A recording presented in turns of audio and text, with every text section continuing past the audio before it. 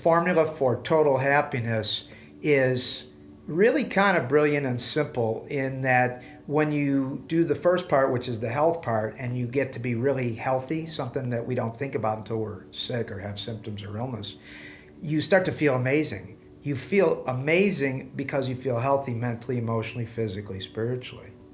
And when that happens, happiness is a natural result.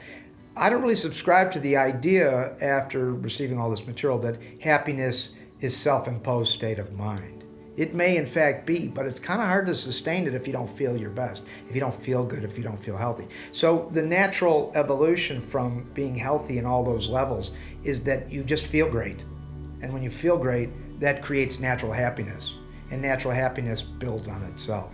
And that's what's really cool about this program. You're going to learn things like how important your smile is and how important laughter is and how important self-love is. And there's so many aspects to happiness that are just naturally occurring, and they mostly center here in the heart.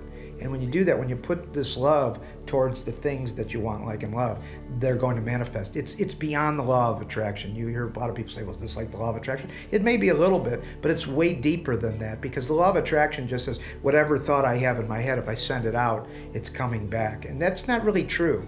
What we learned from this content is that that's really sort of the deficiency of mindfulness or self-help or all of what has been coming before us. I was mentored early on by Zig Ziglar, and he was one of those self-help gurus. And then before that, I was mentored by his gurus and so on, Earl Nightingale, Clement Stone, people into the positive mental attitude and the Think and Grow Rich themes. But they never really talk about the aspect of the heart and how that's applied. And in Formula 4, we learn in the happiness component how critical that is. That the heart is where you feel love, that's where you feel emotion. And whatever it is you want, like, and love that creates happiness comes from health. And health creates happiness, and happiness creates more health. Laughter creates more health. That's proven scientifically. The study of Norman Cousins, as I previously mentioned, endorphins, the release of neurotransmitters that create euphoria from exercise or laughter or feeling great. So the happiness component is really important because it teaches you that after you master health, happiness occurs naturally because you feel great. And I said it before, but I'll say it again because it's really simple. But it's so simple that you could easily miss it. Okay?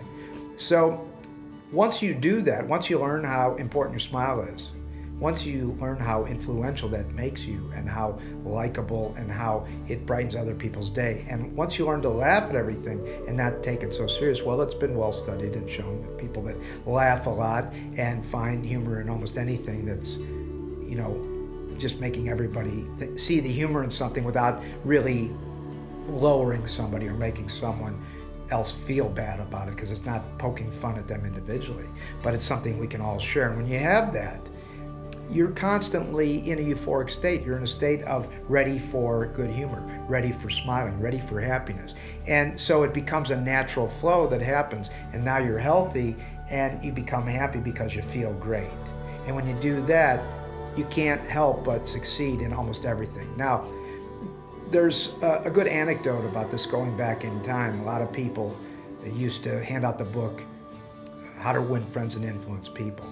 And without getting all into Dale Carnegie's book from a long time ago, one of the things that he says there, I think, is critical point that he makes, and some that have read it might find something different. But mostly, I think if you just summarized it to this, that he discovered that if you ever say anything negative to a person about anything they're doing, well, it just turns out that nobody really wants to hear that. And when you do, you're not winning friends and influencing people. You're becoming critical of that person, and they're shutting the door on that relationship, or becoming apprehensive, or trying to pass back to you what's wrong with you. And so that's not really a productive exercise. So what we learned from that is, if you want to win friends and influence people, and I'm not saying that you do, but it's certainly a useful thing to have in your trick bag. You'd start with the idea that nobody, and especially yourself, wants to hear something negative about themselves from the people they're close to or the people they're connected to. So if you offer up something positive to a person, then you're on the right track, because the minute you start doing that, you find that you become very popular very quickly. Anybody that finds the good in people, or the good in people and things, and sends love to it, is getting more of good things and getting a lot of positive energy coming back to them. And keep in mind, that's a hard exercise. The head exercise that everybody was talking about, the law of attraction, is simply putting in ideas and pictures and words and thoughts into a plan or a road map. And that's not really the answer to creating that endless happiness, that loop of really enjoying life. It's not just, I'm happy, I'm smiling. Okay, it's about celebrating.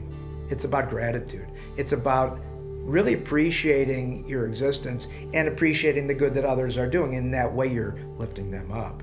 And it's a small investment at a personal level in something that produces a dramatically good result. And you probably can draw into your own inventory of stuff to see when that really worked. But if you practice it all the time, as you'll learn in Total Happiness, anything with happiness has to do with just feeling good. So if you practice health, you feel good, then you're naturally happy because you feel good, and you practice sending that good feeling or that happiness onto other people. And there's legitimate ways to do it: laughter, smiling, positive comments, and so on. So that's the lesson that I think you're going to get. But most importantly, you're going to understand that happiness occurs naturally as a result of doing the work on yourself and mastering mental, emotional, physical, spiritual health, which happens in the first program, the Amazing Health program. So as part of the natural progression is happiness, and later on, when you have all that, you'll want to become more prosperous. And we'll get into that in the next program.